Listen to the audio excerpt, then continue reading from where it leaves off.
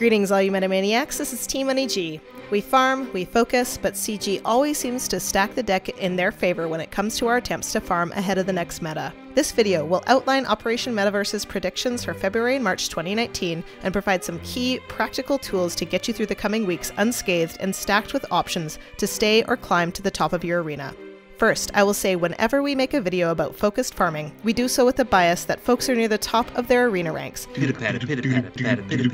which allows you to save more crystals than you spend every day and to allocate refreshes for hard nodes. If you aren't at the top of your arena, I firmly believe you can be within a few months if you're strategic and focus on mods and player-friendly characters such as Chewbacca, 3PO, and Traya, which function even at low gear. For advice on improving your arena rank, please visit our Discord and take advantage of our community of amazing players who know this game inside and out. Feel free to tag me in the chat with your questions. Now, big disclaimer, this video was made the day the droid events were announced, and neither Kotor or any Sith ship event has been confirmed. This is speculation, and I apologize in advance if we get it wrong, and this is another solo type smokescreen. But frankly, we did not recommend people farm solo, and we usually, almost always get these things right. Guessing what CG is holding in their hand and going all in to call their bluff is my favorite part of Star Wars Galaxy of Heroes, my game within a game. This is what we know so far. The droid army is coming. B2 is scheduled for a rework on February the 6th, followed by the B1 Marquis on the 14th and 15th, a Grievous and Magna Guard rework release on the 20th, and Droidica on the 21st and 27th. That's a Marquis too. The second component is that they are doing an unprecedented event for the Emperor's shuttle, where they'll place the shuttle in ship nodes temporarily starting at midnight local time on February the 8th. This video will reveal what nodes to farm, as well as how much energy you will need to spend to get a 5- and 7-star ship. Finally, February is for the first time in a long time not Sith month. Will the Kotor characters be used for anything? Should you continue to farm them for what we hope as an event in March? Well, spoiler alert, I sure am. Nice thing about these Kotor characters is that just like the original 5 companions, these are great characters that you will eventually want as part of your roster anyway. So I say, go for it. Now, let's dive into the numbers. First, the droids. Without an actual legendary event, the only gate to participating in what is likely a Jedi massacring meta will be the investment of resources.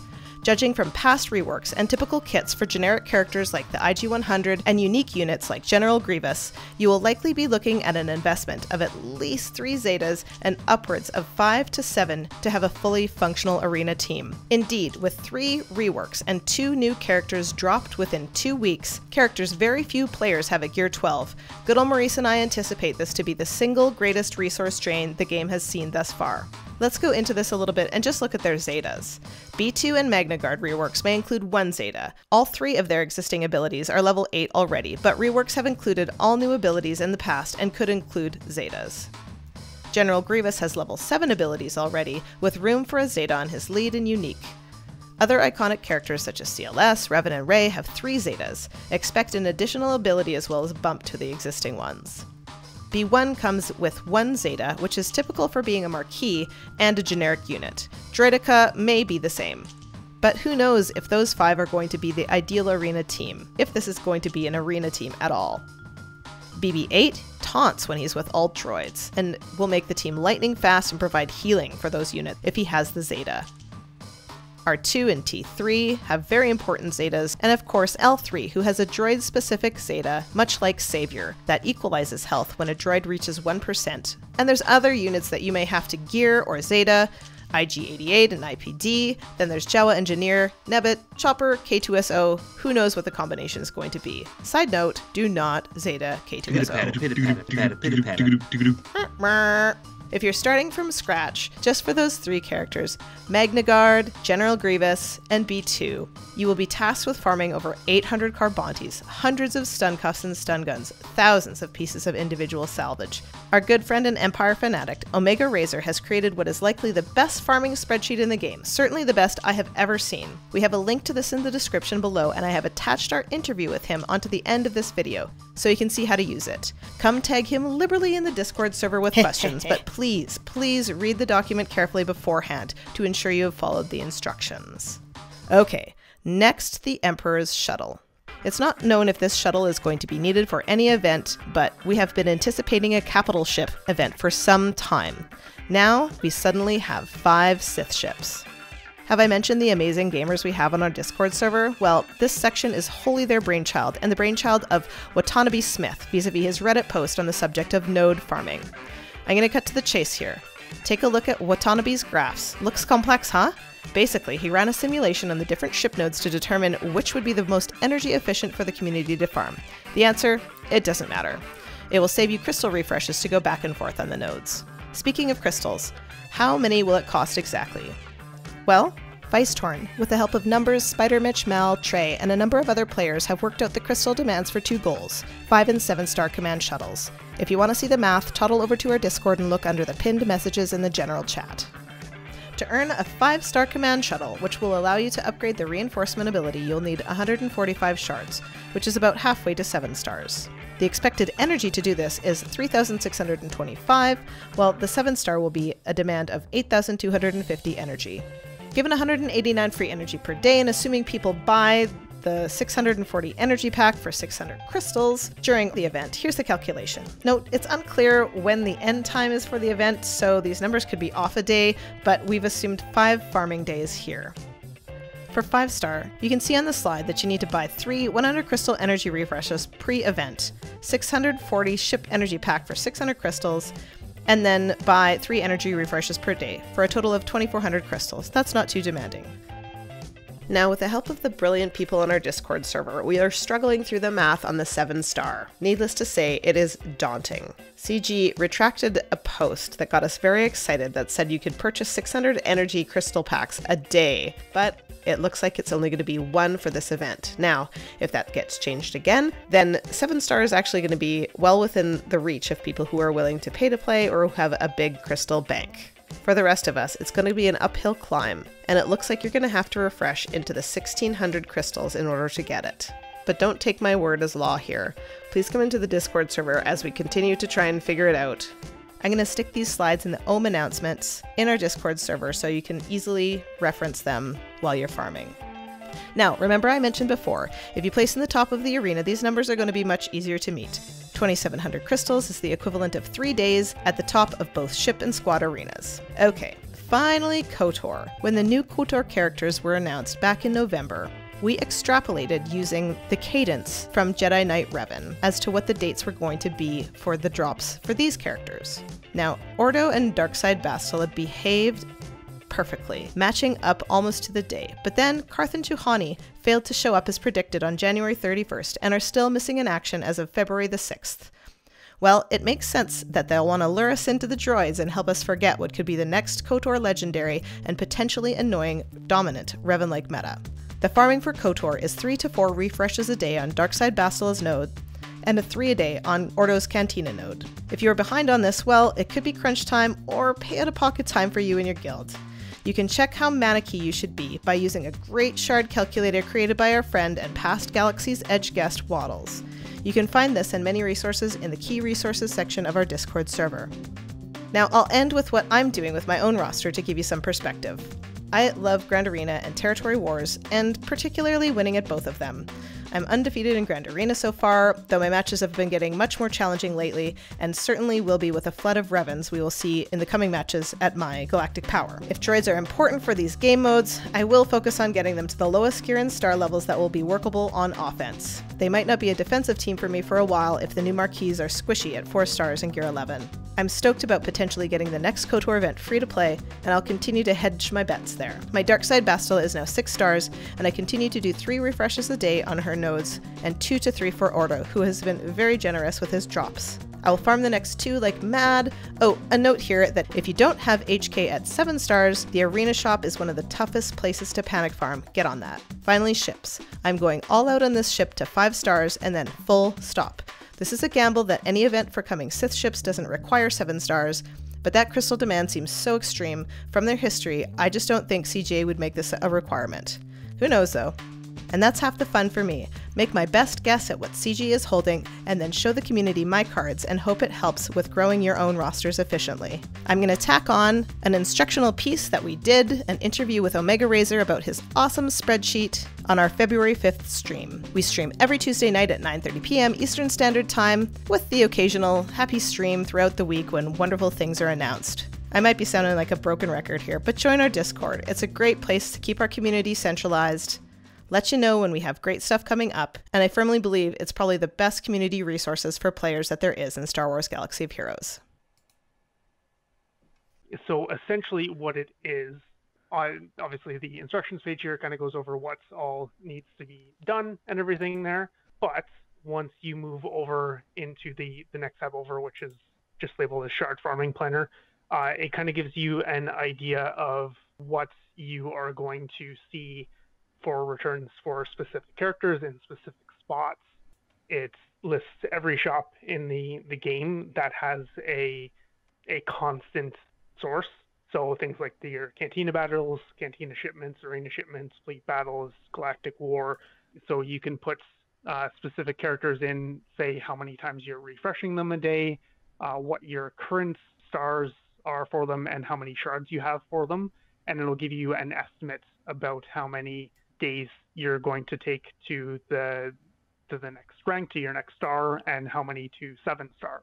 And you can kind of mess around to see if, maybe if I do one more refresh on this node, I can drop down from, say, 2 weeks to a week and a half to finish a farm. So it's basically like a custom-made panic farm calculator. Those are so useful online to go and just see, okay, this event is coming, what do I need? And you can type in all of your, what you have and kind of spits out the other end, like how panicky you have to be or not. This is essentially that, except hopefully it'll prevent you from going into a panic. And it'll let you know how much energy should ration out for each node. Unfortunately, it only is correct up to the first refresh on that. So that I'm still working on, but it gives you kind of an idea. It essentially helps you out in panic farms, make sure you have a decent estimate on how much time you're going to need. If you know something is going to happen in a week or 2 weeks, you can kind of fiddle around with how many refreshes or how much energy you need to spend ahead of time to be able to get done. As the character listing tab, it's the one obviously furthest to the right. You're not really going to need it too much with what the rest of the sheet does, but if you want to go see exactly what a specific character for a specific gear level or anything like that, that's where you can find it. Oh, T, you're on the wrong one, sorry. It's the furthest one off to the right along the bottom there. Character listing? Wow, look at that. The one thing that I did add a couple days ago was down at the very bottom. There is a spot where if you say have half of a gear level to go over or anything like that, I did add a custom gear one there. So you just have to put in, I need this gear piece, and just put it in there and that sort of thing. So there is a spot for, half gear tiers and things like that, because the main part of the tool will look at a full gear tier rather than just a part one. So if you only need a couple pieces of a specific gear tier or anything like that, you can just toss them in that custom gear row at the bottom there, and it'll pick it up the rest of the way. So the farmable gear and the craftable gear ones don't really need to use those too much. Obviously, if you want to see what pieces go into a specific piece of gear or where they are to be able to farm, you can just look them up in there. The main kind of meat and potatoes of the whole thing is the gear finder tab. So what you're going to find in there is essentially you choose which characters you want to gear, put in what gear level you're starting from, and then what gear level you're going and completing. So if you want to get a character up to gear 12 but not including the gear 12 gear, you'll put up to gear 11. So it'll add in all 6 of the gear 11 gear and get you to gear 11 with that. So is there like a drop down under the character and it like populates the gear pieces, or are you like copying? How does this one work? A drop down available there. You can also just start typing in the character's name. I'm not sure if you'll probably need to make a copy of it there, T, to be able to actually put it in. This is awesome. You can put in multiple characters here. This is great. Yeah, you can add up to 10, and then essentially, so if see if you go over to the gear finder tab there again, I've got all of, essentially it's your droids in here right now. Your Grievous at Gear 9, your B2, he's actually at 7.5, which is why I have the custom gear one down there in spot 10. So, and I've added those 3 pieces of gear in that custom gear row down at the bottom. On the right-hand side there under the I and J columns, essentially what you want to do there is select all of those 2 columns, all the gear in there, and you're just going to copy it over to the gear farm tab, paste it in underneath there, and it'll tell you where to farm. So right here, like under gear list, yeah. Copy all of that, and then go over to the gear farm tab. Oh, did I put it in the wrong? I think I put it in the wrong place. Yeah, you put it in the wrong spot. Oh, that's you there, not me. There we go. Okay, there we go. Yeah. Ooh. And now what? Ooh. Oh, gracious. Yeah. Things are happening.